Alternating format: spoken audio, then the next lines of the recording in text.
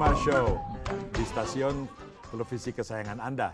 Sejak tahun 97, negara-negara di dunia berapa ratus berkumpul untuk membahas kesepakatan yang dimulai di PBB mengenai cara-cara menanggulangi, mengatasi perubahan iklim. Dan setiap pertemuan itu seru seperti Piala Dunia atau kejuaraan Wimbledon karena hasilnya tidak gampang diketahui.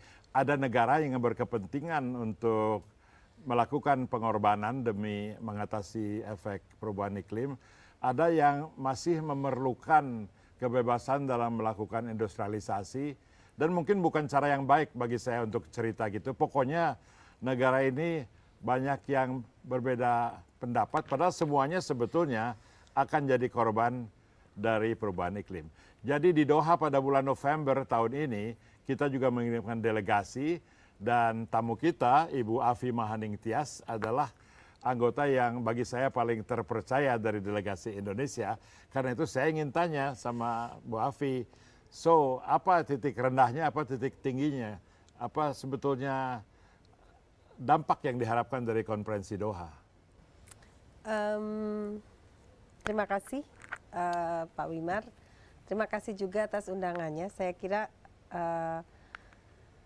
konferensi ini selalu berlangsung akhir minggu November sampai awal Desember.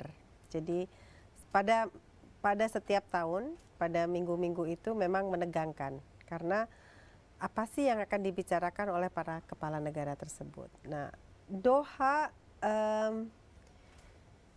menurut saya dari banyak yang sudah saya hadiri di antara Conference of Parties, terutama menurut saya yang saya paling berkesan dan mungkin karena pertama kalinya awal itu adalah COP17 di Bali. Oke. COP17 di Bali ini nyata menurut saya kalau mau kita tadi mengatakan high call-nya di mana, low point-nya di mana. High point itu selalu kalau ada komitmen atau komitmen yang diperbaharui. Nah, kalau komitmen ini tidak diperbaharui oleh kepala negara, maka kita akan menganggapnya sebagai sesuatu yang masuk ke dalam titik yang rendah. Nah, Doha tidak mempunyai komitmen.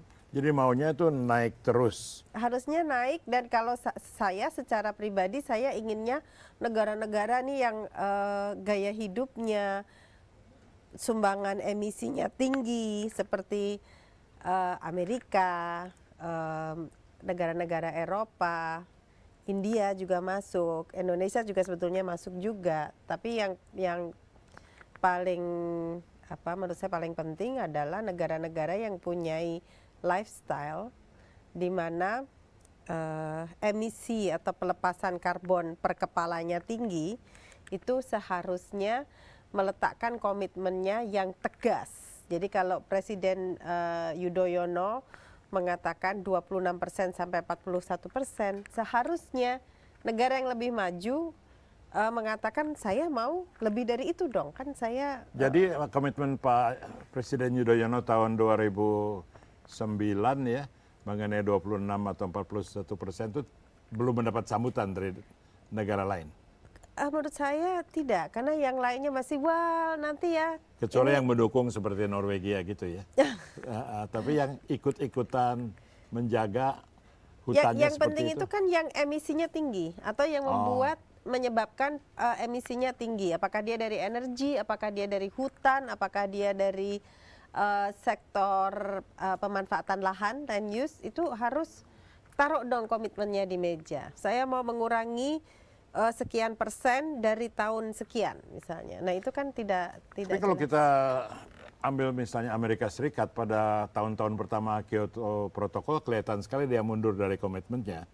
Tapi sekarang kalau dalam ucapannya paling tidak dalam dialognya dan dalam strukturnya kelihatannya ada tuh kesungguhan dari pemerintah Amerika. Tidak juga. Pemerintah Amerika saya rasa tidak serius ya. Setelah ini pun, setelah badai Sandy pun, di mana mereka sadar? Tidak, mereka tidak serius. Keseriusan itu harus diungkapkan dengan sesuatu yang memimpin yang komitmennya mempunyai hard evidence bahwa saya akan menguranginya dari tahun misalnya 2006 sampai 2020. Nanti kalau dihitung harus menurun sampai sekian. Nah, semua orang kan menghindar.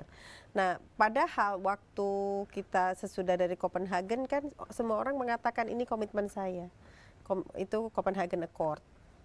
Ini sekian sekian sekian, tapi kan menurut saya tidak harus ketok palu dong gitu. Wong saya dulu Jadi kan komitmen Indonesia untuk menurunkan 26% sendirian atau bagus. 41% didukung negara lain, itu nggak ada dukungan negara lain. Jadi kita 26 aja dong gitu. Tetap kita harus aiming yang paling tinggi, jangan yang aiming minimalnya. Kalau minimal, meskipun minimal sudah bagus ya, tapi kan harus lebih tinggi. Oke, kita Harus akan break bersama-sama. sebentar. Sorry, Afi. Kita akan break sebentar melanjutkan pembicaraan mengenai apa yang dihasilkan atau tidak dihasilkan di Doha mengenai perubahan iklim. Ini Wimar Show.